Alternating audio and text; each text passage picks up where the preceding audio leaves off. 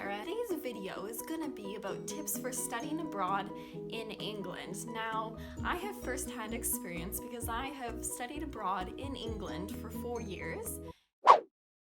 Bring an unlocked phone to England. Now, I will explain the benefits when I move on to tip 2. Do your research and find a good mobile phone company. So I have been using Giffgaff, and they are great because you're not tied to any contract whatsoever. You just pay monthly and you can cancel at any time. So I pay £20 a month and I get 80 gigs of data. Plans start as cheap as £6 per month.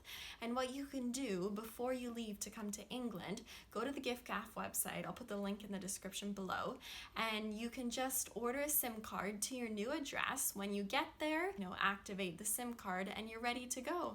And I have actually tried a few other phone companies and I find that they don't offer as good of coverage. So Giffgaff actually has excellent coverage across the whole UK.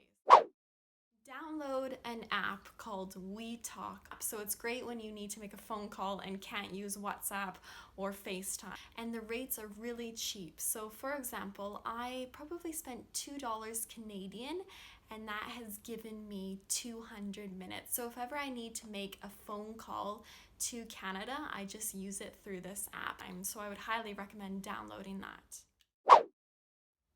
Getting an international student bank account. This can be very overwhelming because there are a lot of banks, but I will include a link in the description below that details the different banks and what they offer in terms of their international student bank accounts.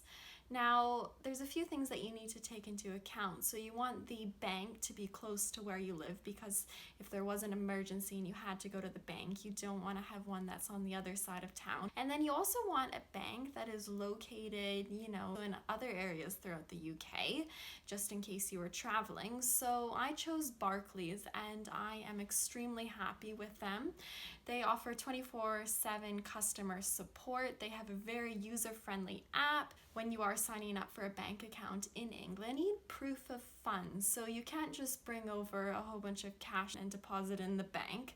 They will need to know where you got the funds. So I would highly recommend you bring as many bank statements as you can. You'll need to bring your passport, your visa, your home bank statements, your university letter of acceptance, and your proof of address. So make sure you have those all handy. So make sure you read the details before signing up to a new bank, because it may require you to be a student for a certain amount of years. So this wasn't a problem for me because I was studying for 4 years. But for example, the Barclays International Student account, you have to study for at least 2 years in England in order to be eligible. So please look at the details before signing up there.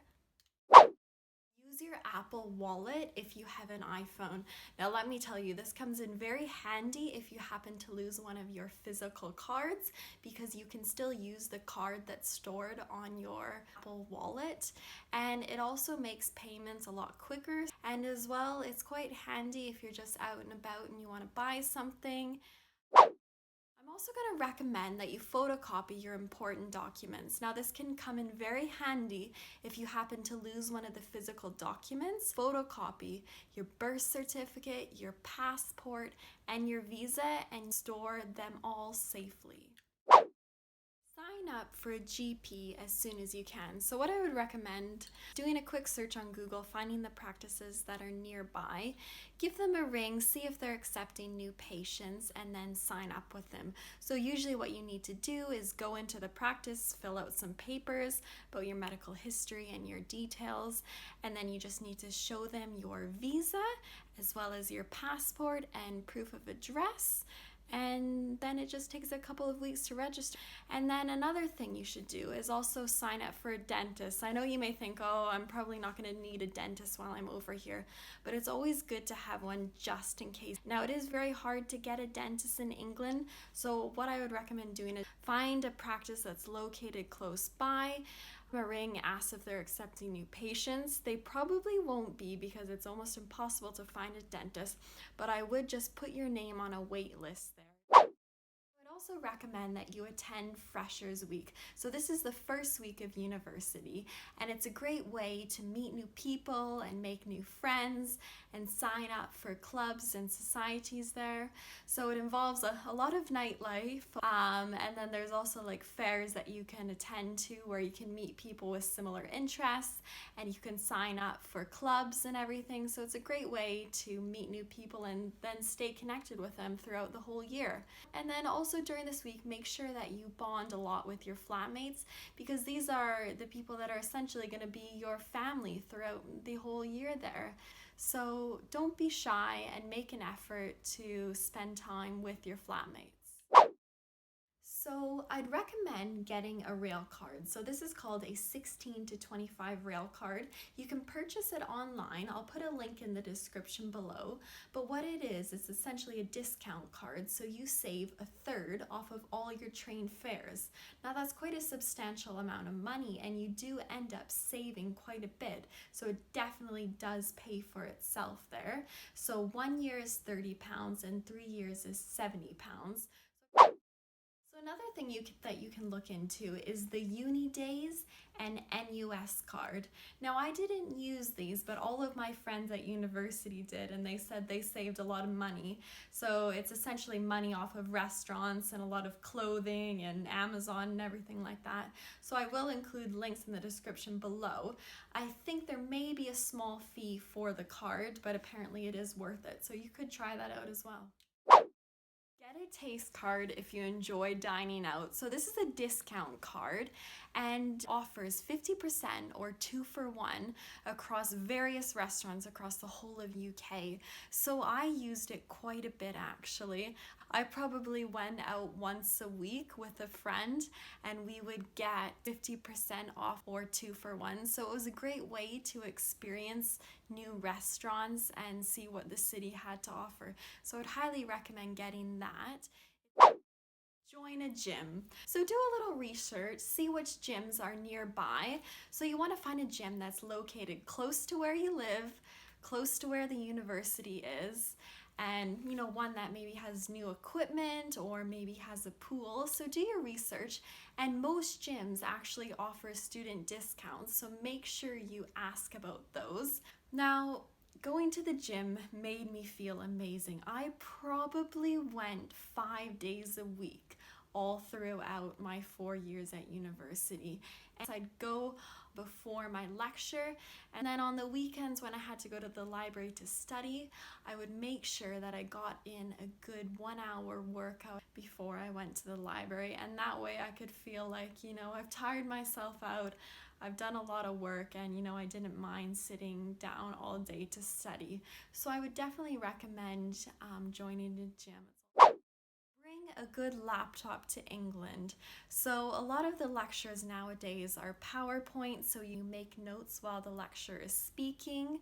And then during your spare time, you may want to write up some extra notes on Microsoft Word. You're going to want to make sure that your laptop is light, because you're going to be walking back and forth between the library and your flat, and maybe you're going to want to walk into town. So get a laptop that is light. I'd probably recommend a MacBook Air. That's what I used, and it was. Take advantage of the cheap air travel. You can use budget airlines such as Ryanair and EasyJet, and you can often find flights for £50 return. And it's one of the things that I really do like about living in England, is the fact that I can travel anywhere I want in Europe for really cheap. And I can honestly say that that's what made my time here in England.